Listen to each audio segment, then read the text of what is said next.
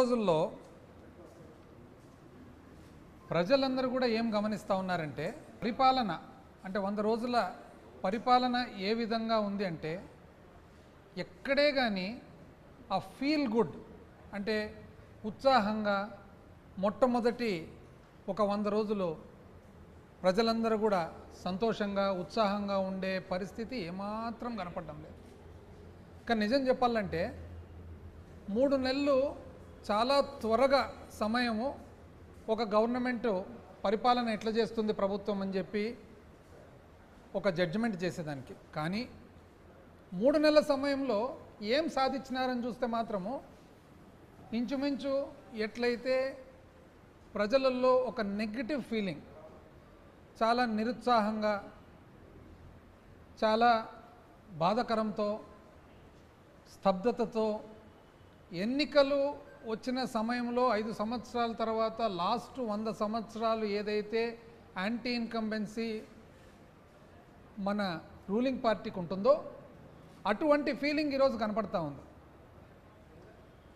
ఇంతవరకు అసలు ఆశ్చర్యం 4 నెలలైనా కూడా బడ్జెట్ ప్రవేశపెట్టలేదు.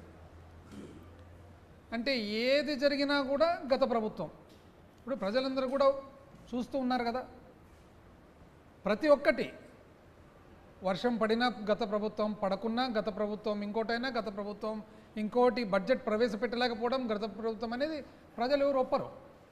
ఇప్పుడు ప్రభుత్వాలు మారేటప్పుడు 5 సంవత్సరాల తర్వాత ప్లస్సో మైనస్సో ఏదో ఒకటి పరిపాలన కొద్ది జరుగుతుంటుంది. కానీ ఈ విధంగా 4 నెలలైనా కూడా బడ్జెట్ కూడా ప్రవేశపెట్టలేని పరిస్థితి అనేది ఎక్కడుండదు. పైగా ప్రజలు లేకపోతే ఎంతో ఆశతో చూస్తూ ఉన్నారనమాట సూపర్ 6 ఎక్కడ అని. ఎక్కడ పోయినా కూడా ఏ రోజు ఫోన్ ఓపెన్ చేసిన వెంటనే నీకు 15, నీకు 15, నీకు 15, నీకు 18. ఇది వివిధ వ్యక్తులందరూ చెప్పినటువన్నీ కూడా మెసేజెస్. ఇంటింటికి తిరిగి ప్యాంప్లెట్లు పట్టుకొని సంతకాలు పెట్టి ఏదో పట్టభద్రులకు సర్టిఫికెట్గా తెచ్చినట్లు సర్టిఫికెట్లు కూడా అందజేసినారనమాట. వచ్చిన వెంటనే ఎంతమంది పిల్లలు ఉంటే అంతమందికి సరి 15,000. మహిళలకేమో 19 ఏళ్ళు దాటుతానే 18 ఏళ్ళు దాటుతానే నెలకు 1,500 అంటే సంవత్సరానికి 18,000. రైతులకు 20,000. నిరుద్యోగులకు భృతి, 50 ఏళ్ళకే పెన్షను. పాపం పల్లెటూళ్ళల్లో దాని తర్వాత టౌన్స్లో చూసినట్లయితే 50 సంవత్సరాలు అయింది ఇంకా పెన్షన్ ఎక్కడ అని చెప్పి వేచి చూస్తూ ఉన్నారు. ఎందుకంటే చెప్పడం కూడా ఎంత ఫోర్స్తో చెప్పడం జరిగిందంటే తెలుగుదేశం పార్టీ ప్రమాణ స్వీకారం చేయడం తొలి సంతకాలు ఈ సూపర్ 6 అని, మొట్టమొదటి సంతకాలే ఈ సూపర్ 6 వస్తాయని ప్రజలు కూడా అంత అన్వేషణతో ఆశతో పాపము వాళ్ళు వెయిట్ చేస్తూ ఉన్నారనమాట. ఇక్కడ చూస్తేనేమో చాలా నెగటివ్ ఫీలింగ్తో ఏమి ఈ 3 నెలలు 100 సంవత్సరాలు దాటి 4 నెలలు ఏం గమనించామంటే మొట్టమొదటి నెల 2 నెలలు 3 నెలలు విపరీతంగా కొట్లాటలు, ఊరూరులో కొట్లాటలు. నిజం చెప్పాలంటే పార్టీల పరంగా ఎవరికో సామాన్య మానవునికి ఒక పార్టీని ఆదరించినంత మాత్రాన అన్యాయం అయితే జరగలేదు 2019 నుంచి 24. ఎందుకంటే ఏ సంక్షేమ ప్రోగ్రాం కూడా పార్టీలకు అతీతంగా జరిగింది. పార్టీలకు సంబంధం లేకుండా, ఎటువంటి కులానికి మతానికి సంబంధం లేకుండా అర్హత ఉండే వాళ్ళందరికీ కూడా సంక్షేమ ప్రోగ్రాంలన్నీ అందినాయి. కాబట్టి ఒక వ్యక్తి ఎవరన్నా కానీ నేను ఈ పార్టీని ఆదరించినా కాబట్టి నాకు జరగలేదని చెప్పేదానికి వాస్తవానికి లేదు. కానీ ఇప్పుడు చూడండి ఎంత నెగటివ్ ఫీలింగ్ ఉందో. మరి ఈ నెగటివ్ ఫీలింగ్లో అడపా మేమేదో చాలా అభివృద్ధి చేసేవాళ్ళము, మాకు మాత్రమే అభివృద్ధి చేసేది, శాశ్వతమైన అభివృద్ధి చేసేది సాధ్యమవుతుంది అనేటట్లు పేపర్లు మళ్ళీ స్టార్ట్ అయింది. ఢిల్లీలో మళ్ళీ కీలకంగా చంద్రబాబు ఈనాడు.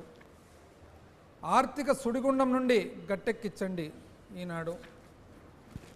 గట్టెక్కించండి మళ్ళీ ఈనాడు. 3 కేంద్ర మంత్రులతో చంద్రబాబు భేటీ, రాష్ట్ర పునర్నిర్మాణమే లక్ష్యం ఈనాడు. ఫలించిన చంద్రబాబు కృషి ఈనాడు. నవంబర్ నుంచి పోలవరం పనులు, అందుకు అవసరమైన నిధులు ఇవ్వండి, కొత్త డయాఫ్రామ్ వాల్ను ఖరారు చేయండి, కేంద్ర జలశక్తి మంత్రి సిఆర్ పాటిల్కు ముఖ్యమంత్రి చంద్రబాబు వినతి. పోలవరం పనులు అంటే ఎవరన్నా చూసినట్లయితే అసలు పాత సిస్టమ్ మాదిరి, అంటే చంద్రబాబు నాయుడు గారు ఇక్కడ బయలుదేరడం నుంచి పోతూ ఉన్నాడు, పోబోతూ ఉన్నాడు, ఢిల్లీలో ల్యాండ్ అయ్యాడు, వీళ్ళని కలుస్తున్నాడు, కలవబోతున్నాడు. అంటే ఇవన్నీ కూడా ఏదో శాశ్వతమైన కార్యక్రమాలన్నీ కూడా వాళ్ళకు మాత్రమే సాధ్యమవుతుంది అన్నట్లు ఒక సృష్టి. చూడండి, ఆంధ్రజ్యోతి ఆదుకోండి, 5 ఏళ్లలో ఏపీ అస్తవ్యస్తం, రాష్ట్రంలో ఆర్థిక సంక్షోభం, త్వరగా ఇవ్వండి పోలవరానికి 12,500 కోట్లు. అంటే 12,500 కోట్లు త్వరగా ఇవ్వండి అని ఎప్పుడు రాసినారు? 27 జూలై 27. దాని తర్వాత ఆగస్టు 17 పోలవరానికి త్వరగా నిధులు ఇవ్వండి, ఆలస్యమైతే మరో సీజన్ కోల్పోతాం, ఢిల్లీలో జలశక్తి మంత్రికి చంద్రబాబు వినతి. పోలవరానికి త్వరగా నిధులు ఇవ్వండి, ఆంధ్రజ్యోతి. మీదే బాధ్యత, రాష్ట్రంలో ఎయిర్పోర్ట్లను విస్తరిస్తాము. ఇది అంటే ఆంధ్రజ్యోతి. ఏ విధంగా పోలవరము యాక్చువల్గా ఇప్పుడే అసలు నిర్మాణం జరుగుతుందనేటట్లు ఒక సృష్టి, ప్రజలకు మెసేజ్. వాస్తవాలు ఏమనేది ఈరోజు నేను తెలియజేయాలనుకున్నాను ప్రజలందరికీ కూడా మీ ద్వారా. ఎందుకంటే ఎన్నో విషయాలలో వైఎస్ఆర్ కాంగ్రెస్ పార్టీ ప్రభుత్వము జగన్మోహన్ రెడ్డి గారి నాయకత్వంలో శాశ్వత అభివృద్ధి కార్యక్రమాలు సాధించడం జరిగింది.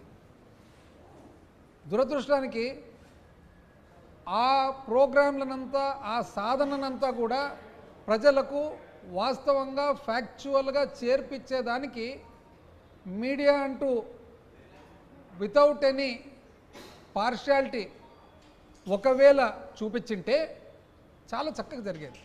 ఎందుకంటే ప్రజలందరికీ కూడా ఏం జరిగింది అని తెలిసేది. ఇప్పుడు ఉదాహరణకు నేను చెప్తాను.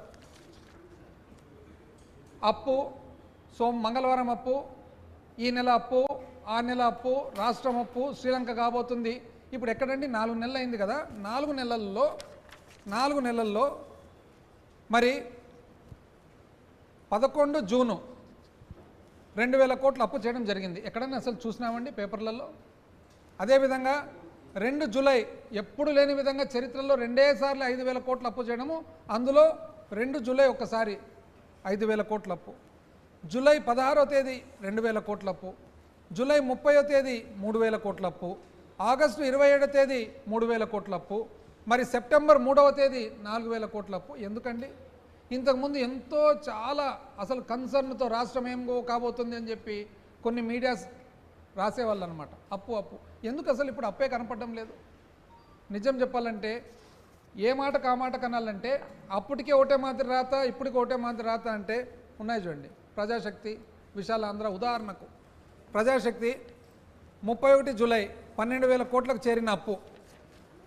ప్రజాశక్తి 31 జూలై మరో 4 నెలలకు 1,30,000 కోట్ల ఓటన్ అకౌంట్ బడ్జెట్పై ఆర్డినెన్సు.